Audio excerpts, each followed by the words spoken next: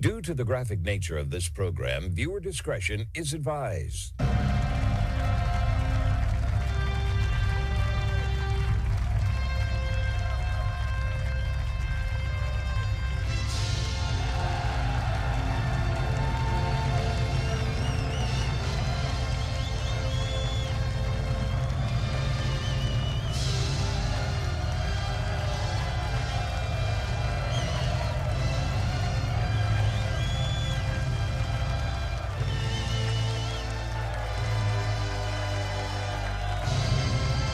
Hello, everyone, and thank you for tuning in to today's broadcast. It's the Wednesday, July 15th, 2026 episode of the Marco Dure Show, the only show where the facts are facts and hard truths thrive. I gotta tell you, folks, on this midweek Wednesday broadcast, I'm angry today. I'm more angry than usual. But what am I angry about today? I'm angry about what I'm seeing take place inside the Republican Party today. It's almost hard to really imagine that we're in the positions that we're in right now. I would have never have guessed this if you told me this back in, say, 2024. This would be how the Republican Party is conducting themselves right now. From the foreign wars that are illegal, of which we're now engaged in, is creating this wrecking ball to any semblance of economic recovery from happening. Now we're talking about major supply chain issues, even worse than what we saw under Biden. Can you believe that? There's going to be much cause of pain and suffering all throughout the global population. And now what I found out as of late, where there's a good chance to cause famine in places like Africa, among others, again, these third world nations. These are the people that will struggle the most from everything. Now, the U.S. is definitely resilient. Of course, we can always rebound from where we are. No doubt about that. But many people will suffer and many people will likely die as a result of what we are doing inside the Persian Gulf. That's how critical this waterway is. And I guess nobody in this administration can really figure that out. They don't seem to really understand that what they're doing is not beneficial to anybody, not even to us, which means we should just get the hell out of there. But instead, we continue to double down on stupid. That's a big problem. We've got to stop doing that, especially in a midterm election cycle, in a war of which 79% of Americans do not want. That's how many people don't want this war. They understand this war is really... I guess I would say a waste of time, a waste of money, a waste of resources. It's just only bringing the United States down. It's hurting our economy. We don't want this. And even then, when I look at other positions too, certainly on other positions Republicans have taken just recently, think of immigration, if you will. We have actual members of Congress now pushing for amnesty for all, like Mike Lawler, from New York, by the way, who's going all George Will on us about immigration in this country. And President Trump ran on mass deportations. Yet we're bringing in more people. We're bringing in more people through the H-1B visa holder program. We're bringing in more foreign nationals to take American citizens' places in colleges, universities, in the workforce especially. You've all heard those articles I've read to you. Young college graduates gets out, they have a degree in a certain type of engineering, a certain kind of computer programming. They apply to like 800 jobs online. They get basically a couple clicks back just to, I guess give them some semblance they might get a job at some point. But now, what do? And you have to ask yourself the question, what's the problem? Why are these people not getting hired? What's going on here? The problem is you're bringing in foreign labor to work in these fields. And since 2020, we've seen a mass amount of people coming into this country, taking certainly a lot of good-paying jobs, but also some menial jobs as well. This is a big problem, a major, major problem. It shouldn't be like this. We should be sending the H-1B visa holders home. Think about that for a second. When you have the necessary workforce right here in the United States, you have the education, you have the talent, you have the skill of people right here in America that can work these jobs, and you choose to bring in more H-1B visa holders from abroad to take jobs that should be going to Americans, putting them to the front line, how does that make America better? How is that America first? Or even make America great again? It doesn't. We even had some major SCOTUS wins as of late, allowing for the deportation of illegal aliens in this country from Syria, Haiti, among other countries that are here on this temporary protected status. How did DHS respond? They opened up new ways for them to get these permanent status right here inside the country. It's almost like we're doing the exact opposite of what President Trump ran on. And don't even get me started with the Epstein files today. What a complete lie all that was. And of course, all the schmucks in the media trying to gaslight us. We, the free thinkers, we, the problem solvers, we, those that believe in the Constitution, the rule of law. They were telling us nothing's there. Don't worry about it. Why are you so focused on Epstein? He's dead after all. Don't ask any questions. Just nod your head. Yep, play the game. Right. I mean, this is the kind of classical conditioning they want us to follow. The media said it, so, you put your head down and shut the hell up. Well, folks, on this show, we don't shut the hell up. We ask questions. We try to figure things out. And we really should be getting some information about what happened in this Epstein files. Where are they? First of all, we're supposed to see everything. We know they still have roughly 3 million of these files still at their own behest that they haven't yet to release, and I don't believe they're going to release them. The files they have released were heavily redacted. So you could see the crime, but you couldn't see who was actually saying the crime, by and large. Again, we saw pictures of things that are just very awkward, which appear criminal in nature. There's talk of murder, trafficking, prostitution, abuse, lots of things, rape. I mean, there's so many different things. So many different things in these files. It just make you sick to your stomach, and then all of a sudden they just tell you, it was just Jeffrey Epstein. Nobody else. Nobody else was involved. It was just Jeffrey Epstein, just Ghislaine Maxwell. They were the only two people in this conglomerate of very, very elite and wealthy people, and nobody knew a damn thing. Everybody was a babe in the woods with Epstein. Nobody had a clue. Even though, for instance, Howard Lunkhead he's our Commerce Secretary, if I believe I'm correct on that one. Whatever the hell he does, besides monitor Trump 24/7. You ever notice that? Anytime Trump is speaking, he's always right behind him. Why? What is he doing there? Anyways, Howard Lutnick met with him on one of these islands after he was convicted of these crimes in 2006, and then he lied about it. There you go, folks. That's the elite in a nutshell right there. Pretend like they don't know. He was neighbors with him, too. Act like he didn't know him, act like he didn't like him, met him once, then all of a sudden it's like, you met him a couple times. It looks like, for sure. Oh, yeah, by the way, that was a mistake. I didn't mean to bring my family to Epstein Island. I just stopped for lunch. Okay, who believes this guy? Nobody. Well, we, of course, those of us that believe in the rule of law, and again, meaning everyone in this country must adhere to the same laws, must be held to the same accountability, the same standard, want to see justice for these victims, these some 1,200 victims that we know of.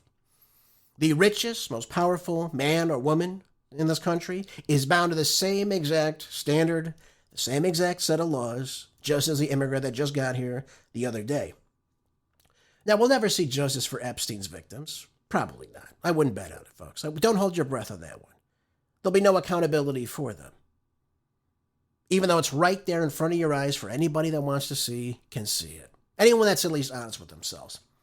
But I got to tell you, I'm also upset about some other things that are happening inside of our government right now. And one of these is the new 2027 National Defense Authorization Act, the NDAA. And the Senate Democrats have actually voted down a sweeping defense bill in protest of what they call just the Iran war on Tuesday, which really sets back the Republicans' plans for pushing this forward from cloture, which is usually a bipartisan piece of legislation. They all have to vote on it and it all has to pass. This isn't passing in its current form, and I say this is a good thing. First of all, we're spending way too much money. We're spending an additional, I believe, $600 billion from last year's quote, which I believe was about $901 billion. Now they want it to be $1.5 trillion on defense spending.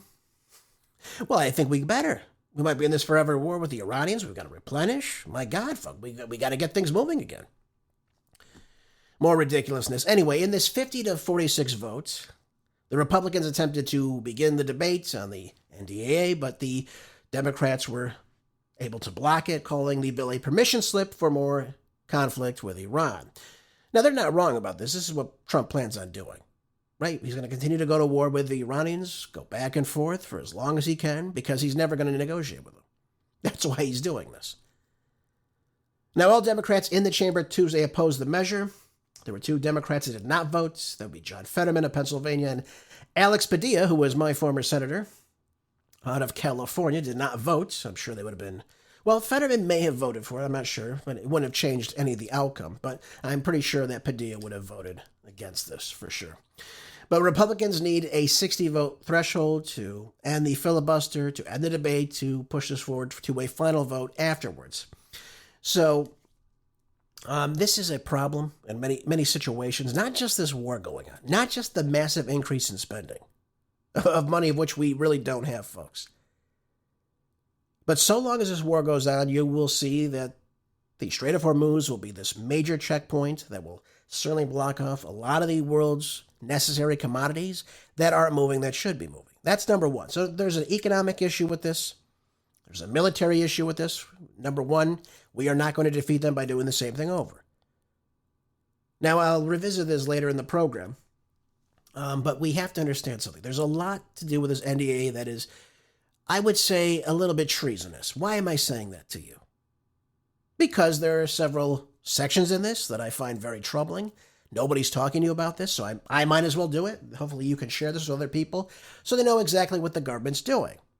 You know, right now everyone's telling you to, watch FIFA.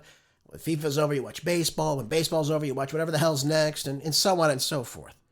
When you should be paying attention to what your government's doing to you, because what they're doing to you is selling you down the river. They're selling you out. And of course, you foot the bill. Imagine that. Section 219, this is called the U.S.-Israel Defense Technology Cooperation Initiative. What this does, it establishes a U.S.-Israel Defense Technology Cooperation Initiative inside the Department of Defense. So that'd be Pete Hegseth's position. Good old Pulp Fiction Pete.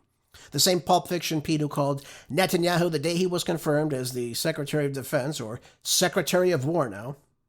By the way, he's going to lose his first war very soon. Before he loses his job, of course. That's probably what's going to happen to Pete Hegseth. He's probably going to lose his job. I think he's going to be the one that really takes the fall for all this, feeding whatever lies to President Trump that they're going to be successful, when of course they're really not going to be. And by the way, I don't say this because I want America to lose. I simply don't want that. I just believe we should not be involved in this because there's no reason for us to be involved in this. It's just logic, folks. If there's no reason to go to war with a country, you don't go to war with a country. You don't invade another country under the pretext of you feel you'll get regime change if you go do this, which we did not get.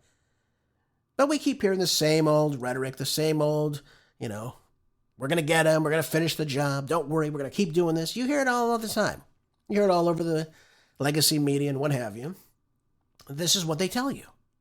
We're going to win this time. We're going to do the same damn thing, but this time we are definitely going to win. And by the way, we're depleting their military, we're depleting their Air Force, their Navy, everything. Except they're not. And now what they want to do is they want to merge the U.S. military with the Israeli military. Isn't that something?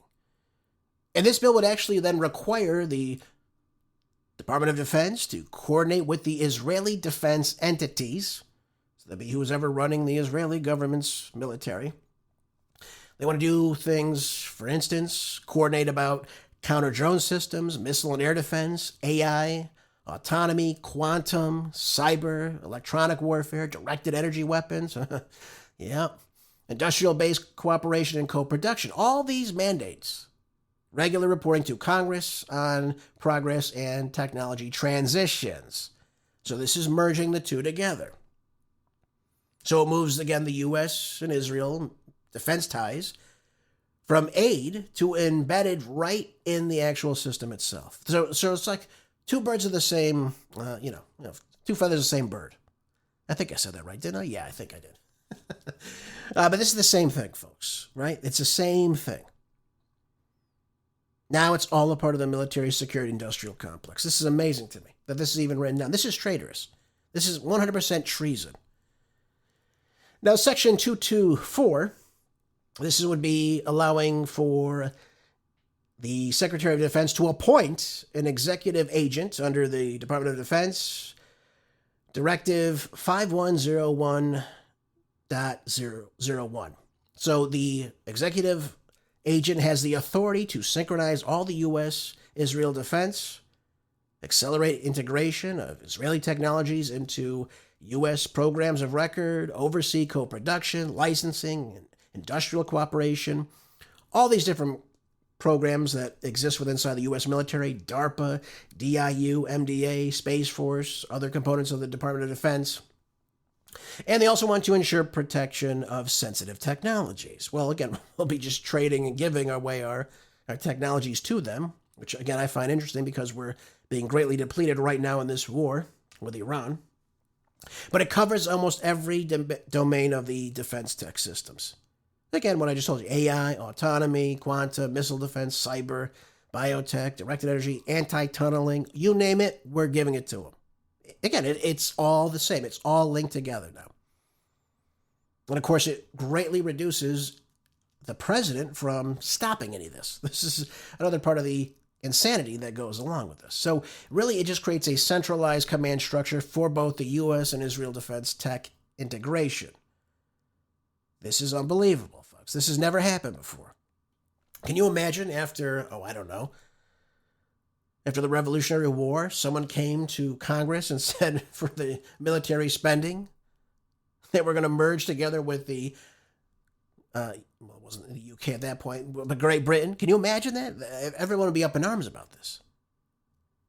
Yeah, here we are just handing over our sovereignty to a foreign nation so that they have a say in, of course, what we use. They get access to all the intelligence. This is what Section 622 is all about. This is written by Tom Cotton. Again, this is traitorous. It would then require the U.S. to expand and enhance intelligence sharing. So that means any information we have, we give directly to Israel. So I guess they can take as they wish. Remember when Jonathan Pollard did this in the 1980s? He gave all our top secret information. And they ended up selling it to the Russians. Isn't that nice? This is who we're going to be sharing our information with. But anyways, goes back to the same thing. Any information, intelligence on terrorism, cybersecurity, missile threats, unmanned systems, air and space domain awareness, sanctions evasions, you name it, it's in here. But here's part of the clause here. That's the kicker of all this. Intelligence sharing cannot be suspended, reduced, or materially limited unless the president determines a specific and identifiable national security concern. Oh, I don't know, maybe because we're sharing top secret information with a foreign country? That could be it. That could be a reason to say, this is not good. Now, does that mean President Trump would do that? Probably not. And it also requires reporting to Congress within 15 days of any reduction, any increase, any suspension. That way there's a check. That means you have the Congress to push back on the president, to coerce him to obviously give this information up. But it locks in the intelligence cooperation and raises any bar for any future reduction. This is all set in stone. This is just going to be standard procedure moving forward. This won't just exist in the 2027 fiscal year. This will continue on. It will go on. It will continue to go on. It'll get much more intact with one another. That's what this is all about. This is treason. This is merging a foreign government into our own military and intelligence networks. This is what this is all about. How we allow this to take place, folks, again, I don't know. To me, this, as I told you before, this is treason. How could we allow another government to come in just at will and have somebody representing the Israeli military coming in and just getting access to everything here? Yep. This is where we are, folks. This is what Congress focuses on. Not ending the war, not making the economy work for you and I, not fixing immigration, not fixing the job opportunities in this country, not fixing the infrastructure, the schooling. No, this is what they're focused on. Merging our government with the Israeli government. I can't think of a bigger means for treason. By the way, folks, I'd be opposed to this if it was any country, by the way. It could be Canada for all I give a damn. It could be Mexico. I don't care what it is. We are a sovereign nation. And this idea that we have another government now intertwined in policy making, perhaps, getting technology of ours at our own nickel and dime, doesn't say anything about them paying for it. We fund their military every single year. $3.8 billion of our taxpayer money goes directly to Israel. And people will come in there and they'll say, well, Gerace, you know what? They buy back this from us, so we make money. We make money? Or the military security industrial complex makes money? Which one makes money? Oh, I'm sure Lockheed makes money. I'm sure Boeing makes a lot of money. Raytheon, you name it. Of course they make a lot of money. They make a lot of money every single year. And what does that get used for? Oh, wars in Lebanon, wars in Gaza, wars in Syria, wars in Iran, all this stuff. All this is paid for by you and I. Or maybe they'll stop somebody like Ro Khanna again. Who knows? With our M4s that we give them and provide them. You can't make this stuff up, folks. It's very, very upsetting to hear this and see this taking place right in front of your eyes. It's almost like you don't have any sovereignty. And they diminish that through immigration at the southern border, of course, opening it wide for anybody to come in this country. And then they tell you that, well, you know, anyone that gets here has a kid. Yeah, that's an American citizen. It's a bunch of nonsense. All right, let's move on, folks. Before my head starts to spin, just thinking about this, if there's any way you could push back and speak back to your congressional leadership to say, do not agree with these sections. They are Section 219, Section 244, and Section 622. That's the way it works. All right, let's go on. Here we go. Todd Blanche today was at a confirmation hearing with the U.S. Senate.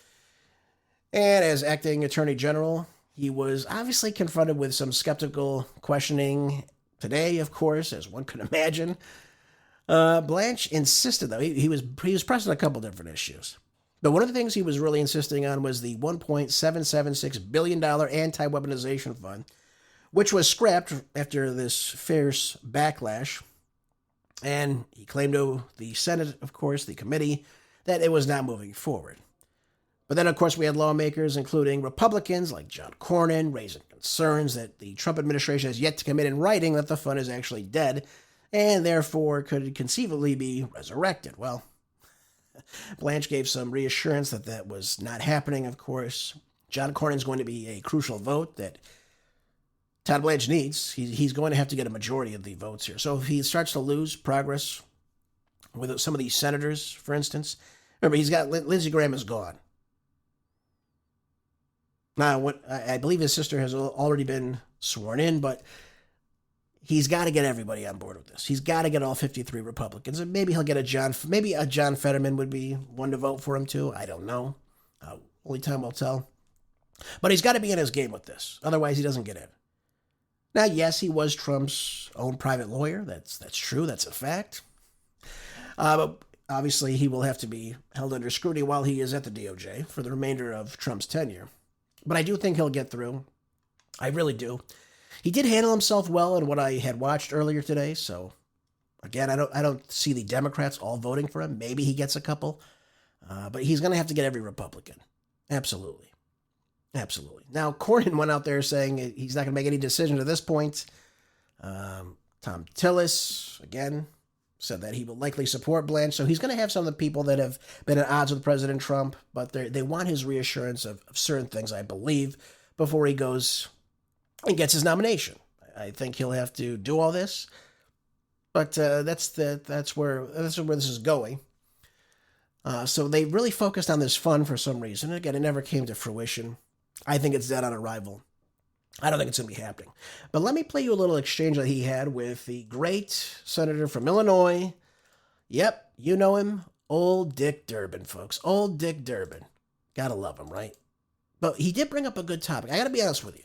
He brought up a very important topic, a very crucial topic, a topic that everyone on this program should, of course, be very concerned about, and that was the Epstein files. Take a listen. There are 10 individuals who were exploited and abused by Mr. Epstein. They are here today. None of them have had a chance to speak to anyone in the department or FBI, though they've asked repeatedly. So can I get your word under oath that within the next 30 days, you will personally sit down with these 10 victims and hear their case in terms of what needs to be done by the Department of Justice? I Chairman, I appreciate them being here today. I also have somebody from my office who's spent her entire career working on cases like Mr. Epstein's. She's in charge of our task force investigating human trafficking. She's available to talk to them. She can sit right next to you. She can sit right next to you when you meet with these survivors. I have never said I will not meet with survivors. Will you meet with these 10 survivors? I'm asking you on the record. If they have lawyers, as you know, I'm prohibited from meeting directly with them. I have met with counsel for survivors, as has many people in the Department of Justice, over 30. But if they are represented by counsel, we will work with their counsel. If they don't have a lawyer, I will certainly make arrangements to make sure the right people at the Department of Justice meet with them. Absolutely. Will you get it done within the next 30 days that each I of will these get it done survivors? today, if that's necessary. I mean, my point is there's somebody here who can meet with them today, get their information, and arrange to meet with them. I think Absolutely. you ought to be in the room.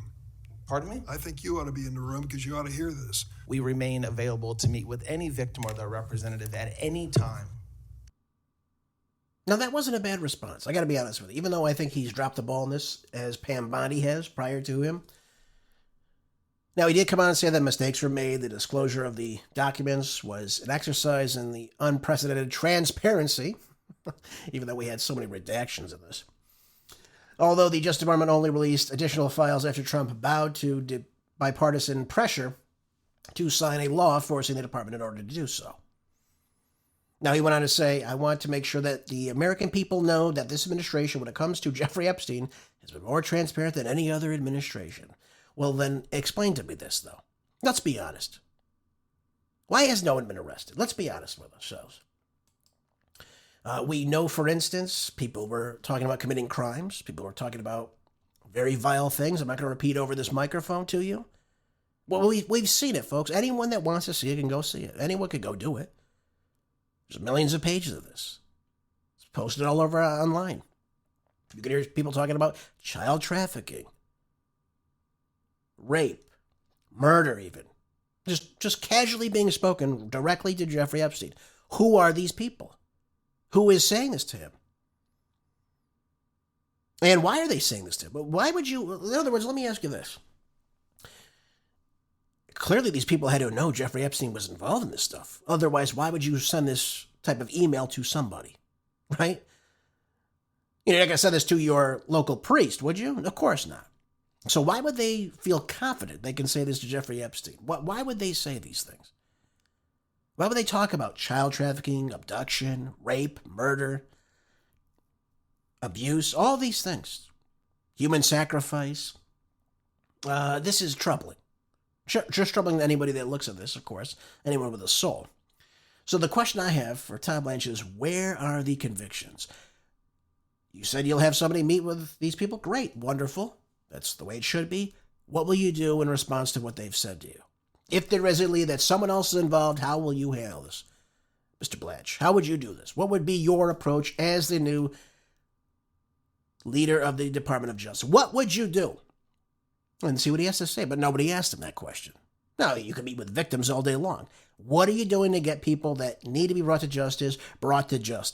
That's what we want to know. That's what we want to see. This is the real transparency, by the way. We have this information. We've looked at it. We've created cases. We've worked with the victims of this. And now we create a case and we go after people now. Not just bring in, Bill and Hillary Clinton or Bill Gates from hell. You don't bring just people in to just sit there in front of Congress. You go to the DOJ and you create a case if there's information about these people. So again, I have to ask the question. Were these people emailing Jeffrey Epstein? Why would they be emailing him about certain things? Why would they be doing this? Unless they knew or were involved in some of this behavior as well, of which they're talking with him very upfront and open about. That's what they can never answer to us, and that's why we don't say anything. So they say it's just Jeffrey Epstein and Ghislaine. It's a bunch of nonsense. And so, Blanche was also pressed about the January 6th violence as well, when they talked about pro-Trump rioters storming the Capitol that day. Yep. Denounced by the Biden administration Department of Justice for what he said was excessive prosecutions and punishments. Well, we had some, 1,500 people getting some clemency? from President Trump this time around, which really should have been done the last time he was in office. People were rotting away in solitary confinement for trespassing? Really? I mean, you want to talk about weaponization? Now, Senator Sheldon Whitehouse criticized Blanche for comments at a political conference this year where he appeared to characterize the J6 pardons as an administration accomplishment. Blanche replied that he never said any of the sort of violence against the law enforcement is appropriate, which is absolutely right, but that wasn't the bulk of the 1,500 people that were benefiting from these pardons. Now, Blanche said of the president, he said he has the absolute right to pardon anybody for any reason he sees fit. He said, I'm not celebrating that, but it is a fact. And he's right about that. But I find it interesting. We talk about one side versus the other, of course. You have people that were there on January 6th that simply were arrested for trespassing, so-called, even though we saw people on the grounds of the Capitol building opening the door and waving people on in. Amazing, isn't it? These are some of the people that were arrested, that were sitting in solitary confinement, that were rotting away, that lost years of their lives, and yet you have groups out in the streets during 2020, right? The summer of George Floyd, right? Who OD'd in police custody. That's the truth of the matter. Nobody will have the guts to tell you that. That's the truth. Wasn't strangling to death. He was OD'ing on the ground. Right in front of everybody, I guess, to see. Anyways. You had people rioting. You had people burning cities down. You had people fighting people. You had 35 people murdered. How many of those people did the Biden administration go after, by the way? How many people did the Biden administration go after that were a part of groups like Antifa? And arrest them and crack down on their violence and their terrorism. How many? Yeah, you'll never see anybody find anything about that because it didn't happen. So we talk about the weaponization. How many? Okay. We had, for instance, people under the Biden administration that were targeted because they attend Latin Mass in a Catholic church. Why are they on the target of the DOJ? Ask yourself that question. How about pro-life people that aren't blocking people, that aren't attacking people, that aren't accosting anybody, but are simply using their freedom of speech to either stand with a sign in front of an abortion clinic? I call them abortion mills, but we'll call it an abortion clinic today. And they're targeted, right? We saw the FBI going to the home, the feds showing up, guns blazing, taking a father, I believe he was father of 7, if I'm not mistaken. All because he was at an event, somebody pushed his child, so he pushed him back. So they had to show up guns blazing to this man's house, a man who's not violent, a man who has really not broken the law. But they got to take him in to show him as an example. Really, that's what the Biden administration was trying to do, among other things. And that's just a sliver of what the Biden DOJ did right under No Merrick Garland. Unbelievable. So will Blanche get in? I think he will. I believe he will get in. Blanche does have a lot of work to do. He's got to look at, again, some of the true criminals of our time. And by the way, I would have asked Sheldon Whitehouse, why is Adam Schiff not in jail? Adam Schiff, who lied under oath, who fomented lies about now the current president, but then President Trump. Why is Adam Schiff not in jail? Right? We're talking about the rule of law. Why is Adam Schiff not in jail for lying to Congress? Fomenting 100% lies about President Trump and the Russia collusion, costing what, $40 million in these cases? Why is Adam Schiff not in jail? What about John Bolton? What about Andy McCabe? What about Christopher? Well, the list goes on. Obama was involved in this too. Hillary Clinton. Why are any of these people not in jail? Why aren't these people getting harassed by the DOJ? What is going on here? And by the way, Dim Comey looks like, good old Dim Comey. Here's another one. Took a picture of 8647, and of course they play it off like he just thought it was a cool picture. How the head of the FBI couldn't figure out that means to really take out the president. Thought it was a really cool picture he saw just randomly on the beach, right? Yeah, he's probably listening to Taylor Swift when it happened too, right? That's what I'll tell you. The way that we have people in this government that conduct themselves is really sickening, ladies and gentlemen. It really is. It really is. All right, so that's taking place. Blanche claims, though, that he's not a yes man. He's facing some criticism over the Trump loyalty, so-called. He did say that, for instance, yes, he was President Trump's lawyer. Obviously, that's true. He was his private lawyer. But we'll see what happens. I think he's going to get through. I really do. He's in the position right now. He's able to conduct himself in a responsible way. Does that mean I think everything's going to go swimmingly? Probably not. He'll do what he's told behind the scene. But I think he will get through. And he did do well when he was speaking under the Senate Judiciary Committee today. So I seem to think he'll get through. We'll see how that all plays out. Now, let's move on to bigger fish worth frying today, ladies and gentlemen. Let's talk again about the war in Iran. Why not? This is causing great strife in our country. We need to know what's going on. This comes from Just the News. Says President Donald Trump this week said that he did not wish to negotiate with the Iranian government as fighting renewed inside the Persian Gulf, citing the failure of prior deals with the regime, even though he's the one that broke all these deals. Again, it's amazing when you think about this. The deals were broke by you, Mr. President, not the Iranians. Now, he'll come out and say, well, they attacked ships, therefore we had to go in and to reopen the strait. That's a bunch of nonsense. I encourage anybody listening that doesn't believe me to go read point number 5 on the Memorandum of Understanding.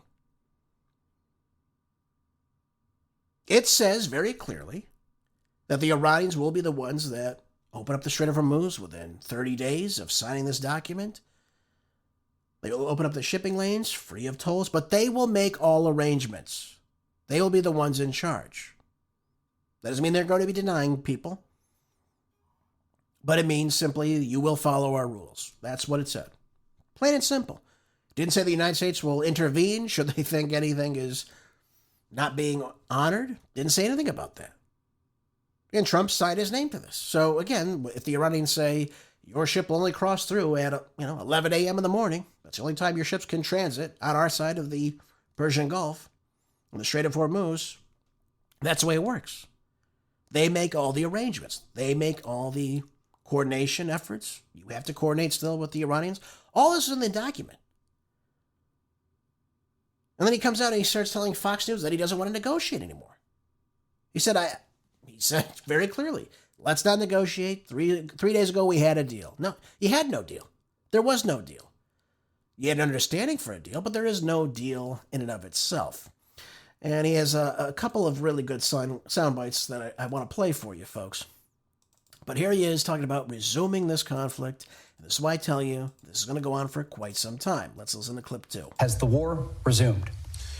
Well, I guess you could define it any way you want, but certainly we're beating them up really badly. They have to be beat up. We're hitting them very, very hard. We're hitting every single thing that they have along the shore, along the waterfront. You know, if you look at the Strait of Hormuz, it's now, we're finding it hard to find where they have anything. We have to stop it. We have to keep it open. I was going to charge a fee, but instead they'd rather spend a lot of money in the United States, which frankly is better because I don't like the idea of a fee. It's got to remain free because otherwise others will do the same thing. But I think we've made tremendous progress. There's no progress. Where's the progress in all this? There is none. Where do we go from this? So in other words, what is the end outcome? He said, we're hitting them very hard. We're hitting them very hard. Well, okay, you can hit them hard all day long. You hit them hard in the first 40 days. That didn't do anything. What does winning look like? And by the way, it's getting even worse now. He's going back to older tactics now, where he's actually talking about taking Kharg Island again. This is unbelievable now. Now, he went back and forth with the interviewer here, and he's talking about that he wouldn't rule out a ground campaign, suggesting it might be necessary if he thought it was appropriate. Now, folks, we've talked about this on the program. Taking Kharg Island will just be completely ridiculous. First of all, you have no way to get your troops in the region without risking being hit by drones or missiles alike. That's a big problem. But then what do you do when you get these troops on the ground in Kharg Island? What do they do there? What purpose do they serve? You put them at risk of being held hostage. You put them at risk of being killed. You have put them at risk of not getting the necessary resources. If somebody's injured, how do you get them off the island? And what do? Do you just simply say we have troops on Kharg Island? Well then, ladies and gentlemen, they're sitting ducks. They're right up against the coastline of Iran. So whether he's saying this for bluster or for a bluff, I don't know why he's saying this. I don't know why this thought is in his head, that taking Kharg Island has any significance in getting the Iranians to do, I guess, what he wants to do. But this is what he's talking about now. Let's take a listen to this one.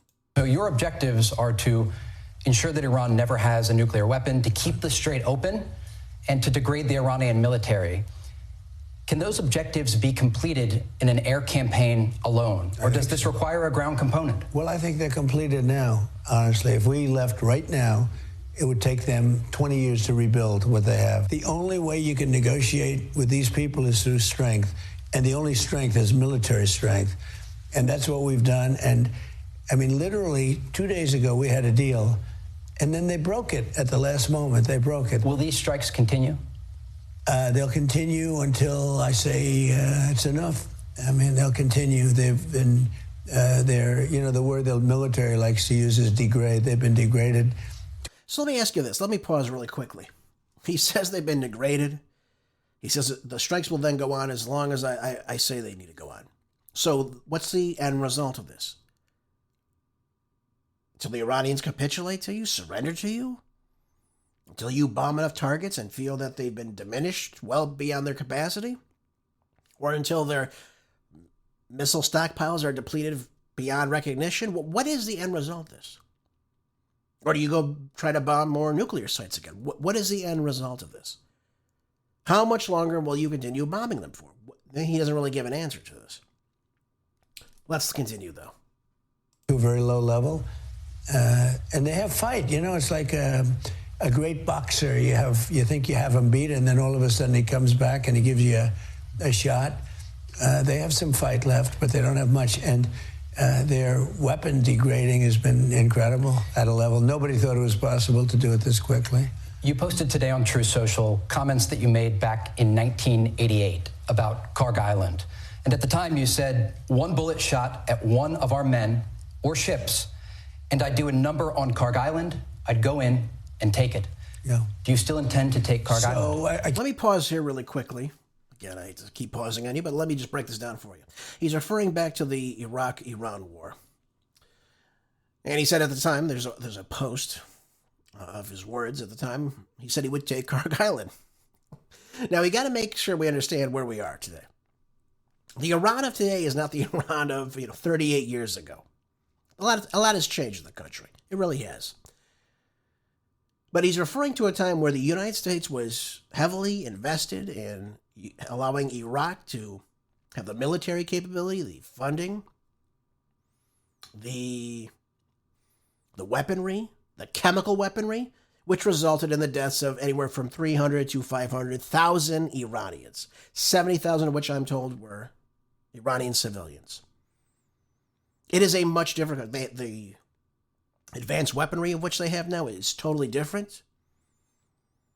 It is a completely different country. So the idea, again, of taking a small island in the Persian Gulf as a victory, he can't explain what that victory is. He can't explain what that will even do to change things. Does he believe that taking Kharg Island will cause the regime to, again, just simply give in to any of Trump's demands? Because it's not going to happen. They've said this much thus far. But what this really does, I'm going to let it go on in just a moment, but what this does, it tells the Iranians that President Trump cannot be trusted. He signed this document saying, he agrees to the following 14 points. These must be in place in order to further the negotiations. But none of it had anything to do, again, with what takes place in the Strait, which would be open right now had the United States not attacked the Iranians. And by the way, it wouldn't have happened if the United States didn't intervene on their own accord and start directing ships to hug the Omani coastline and transit the Strait that way. Why would the United States do that? Because they were likely expecting a response from the Iranians. You follow our command. By the way, the warning was out the day before, or 2 days before, whatever it was. They let all ships know, if you are to transit the Strait, you are to coordinate with us first. And they have a system in place. They all know how to do it. And I'll make a bet with anybody listening. Show me any vessel that had coordinated with the Iranians. In other words, they went through the Persian Gulf Strait Authority. Can you show me any of these ships that were able to transit, that did that, were hit? No, of course not, because if you followed what they said, you were able to transit. The ships that try to go through the Omani side were either turned around or they were struck. And that's why we saw that Qatari liquefied natural gas vessel that was hit that day. But they were going that route because they were being escorted by the United States. The U.S. had no business doing that, and that's what prompted the response to resume the war. Let's continue. Can't say that to you because if I did, it would be foolish, right? But it'd be nice to make a little headlines, but it would be foolish. But I'll tell you about Kharg Island. So we've already... Are you ruling out a ground campaign in a limited capacity? I don't want to say that either, but I would say no if I thought it was appropriate. I'd say sometimes you need a ground campaign, but we have other people that will do the ground campaign for us. But we already hit Kharg Island, as you know, twice, even 3 times. I said hit everything but the oil. Just leave that little area from 25 yards out. Leave that little area. Don't touch the oil, because I don't want that in terms of the world economy. It's a chunk of the world economy, so we haven't hit that. At some point we could, but I think it's unlikely. As far as taking it is concerned, if we degrade them far enough and deep enough back, I would do that. So he's opening up the option to try to take Kharg Island for reasons unknown, of course. We really don't know what he will earn, what ploy this is for President Trump. We really don't know. Doesn't make any sense to me.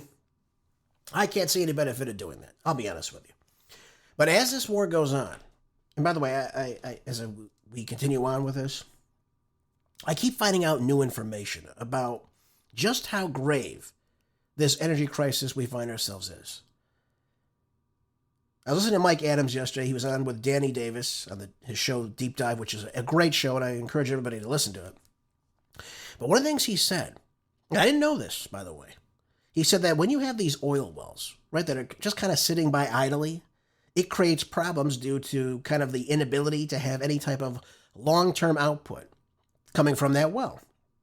So the longer that these wells are offline, which we know they are, by the way, it takes more to extract the oil from the ground. So you go from kind of like a high-flowing position of oil coming out. It doesn't take too much pressure and resources to get that oil out of the ground.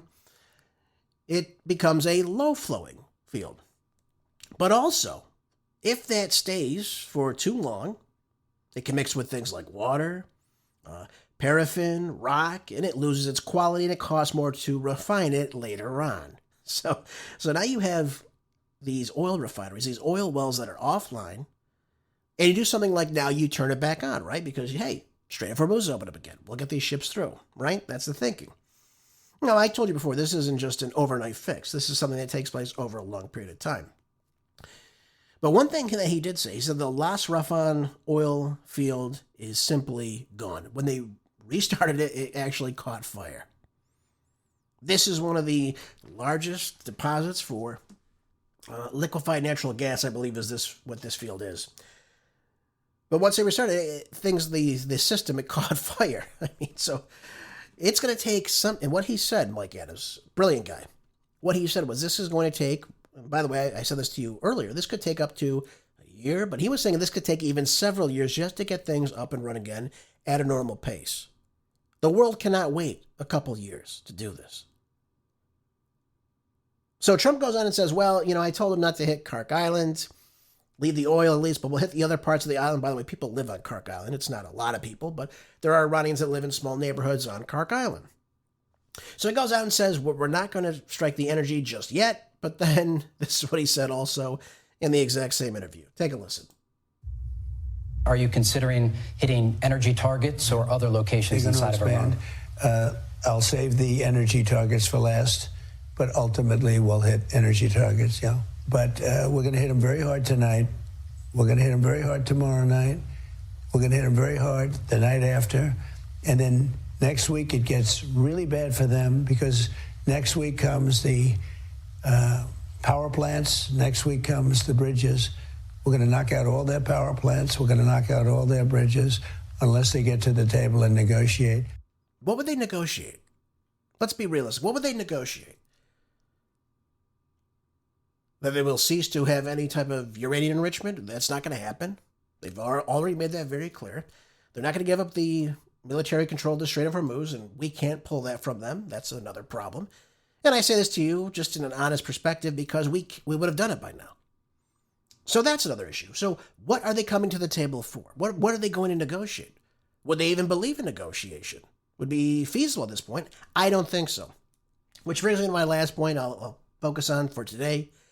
We'll keep an eye, of course, on the back and forth and what actually goes on, what's been hit. But I said this to you before. This will go on for quite some time. It's just getting started again. We even heard J.D. Vance say the same thing. We have a memorandum of understanding simply to buy time to replenish more of our missiles. That's what he said. So right from the bat, this was done in bad faith. That's the problem. The Iranians understand this, though. They've come to the table now, 3 times? Last June, they were in talks earlier this year, in February. They're planning on more meetings. The Pakistanis, the Iranians said the meetings were going well, and of course we attacked them and assassinated Ayatollah Ali Khamenei. So that's a problem. The other big problem, though, and you have to understand something. If the Iranians feel that there is no negotiating with the United States, that there's no purpose in order to do that, I told you this a while back, and it kind of faded a little bit. I said, maybe this won't happen. But what I'm hearing from my sources, these are smart people in intelligence, they have access to people that are involved in these negotiations. What they said was that if the Iranians permanently leave the negotiations, the next step that they will focus on is to rescind their membership and their treaty with the Non-Proliferation Treaty. So in other words, it's done. That means it grants them access to develop a nuclear weapon on their own or to procure or obtain a nuclear weapon on their own. And then we're in uncharted waters, folks, because now you've got Iran with a nuclear weapon. Trump knows this. I was told that he understands this. Marco Rubio got the message a while back when I told you this. That means Trump understands this. So is he, I guess, this idea that we'll project more strength than they will? We'll bomb them significantly? We'll drop a nuke on them? I don't know. I don't know where this takes us. But we're pushing the Iranians in this position where they say negotiations are failing. The United States will never honor their word. And Trump has not honored his word. He hasn't, folks. He didn't honor it last June. He didn't honor it earlier this year. Both times he committed perfidy, which again is acting in good faith, and then, of course, attacking the other country of which you're negotiating with. We did that twice now. And now we went to the table with them again. We have this memorandum of understanding again. And as a result of that, we now see where we are now. Trump decides to violate it. Violate every single step of it. But in particular, what he's focused on was to transit ships himself, which we had no business doing. None whatsoever. Telling them where to go, ignore the Iranians, do what we tell you to do. Again, it violated the terms. By the way, we could also say point number 1 was never going to be accomplished because Netanyahu is still in Lebanon right now. Isn't it funny, though? I got to be honest with you. We're always told the Iranians are sick. They're sick people. They're very sick. The Iranians are a sick death cult. They want to destroy the West and Israel every single day. We got to do this. We got to get the nuclear material. Okay, fine, great. Isn't it interesting that the line 1 on this memorandum of understanding says that all fighting on all fronts stops, including in Lebanon. Kind of odd for a death cult, folks. And by the way, I'm not endorsing the Iranian military. I'm just telling you what's going on here. They're the ones that are saying, listen, let's stop the fighting. And who is resuming the fighting every single time there's a negotiation? It's the United States. You can't see it any other way, folks. That's the truth of the matter. And it's very upsetting to, obviously, see all that. All right, folks, let's move on. Let's move on from the war. Again, let's move back to some domestic issues before we end today's program. We got about 5 minutes remaining. This comes from Slay News. It says, ICE confirms man fatally shot during enforcement operation in Maine was an illegal alien fleeing deportation. Well, wonderful, isn't that? Oh, great. More of this nonsense. Right, we saw this earlier in the year in Minnesota, and now we're seeing again in Maine. There we go. But ICE has released new details about the fatal shooting of an illegal alien during an enforcement operation inside of Maine.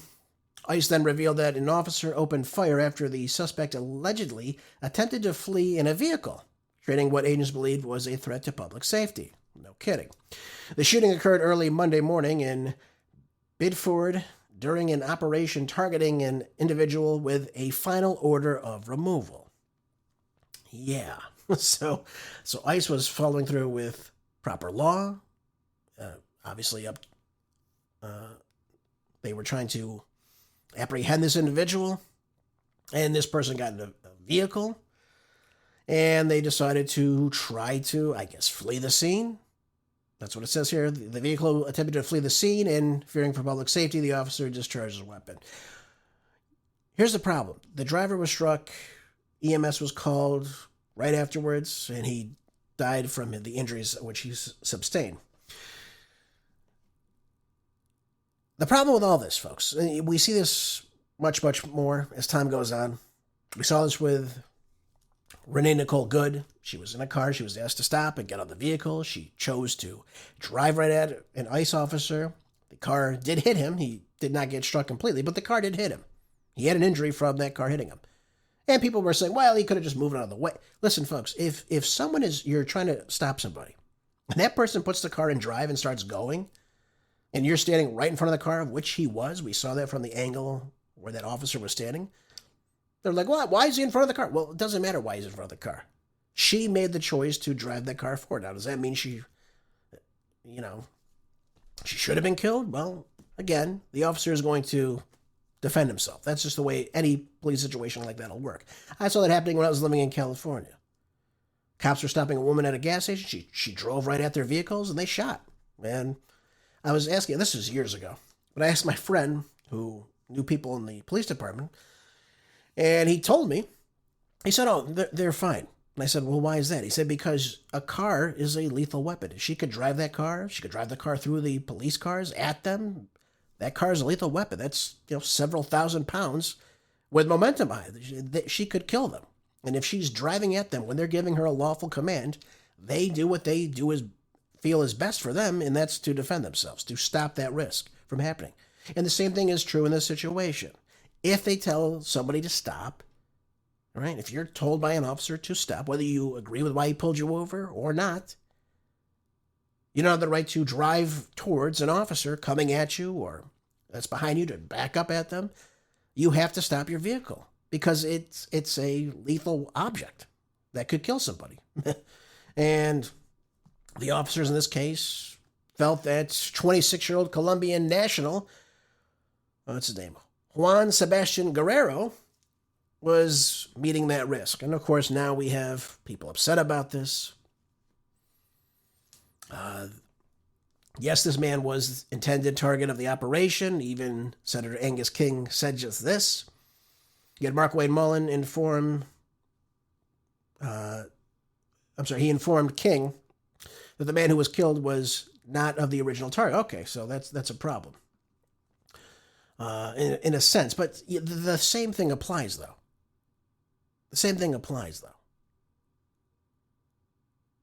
He weaponized the vehicle against the ICE agent. So in other words, if they stopped him, and he's here illegally, and he fears he's going to be deported, and he decides to drive that vehicle at the officers, at the agents, then you're opening yourself up for a problem. Because what did he do with his vehicle? He drove it at the law enforcement officer. Were their lives threatened? Of course it was. You don't know if he's going to drive past him, put the car in reverse, and hit you. This is part of the problem. You have to follow a lawful command.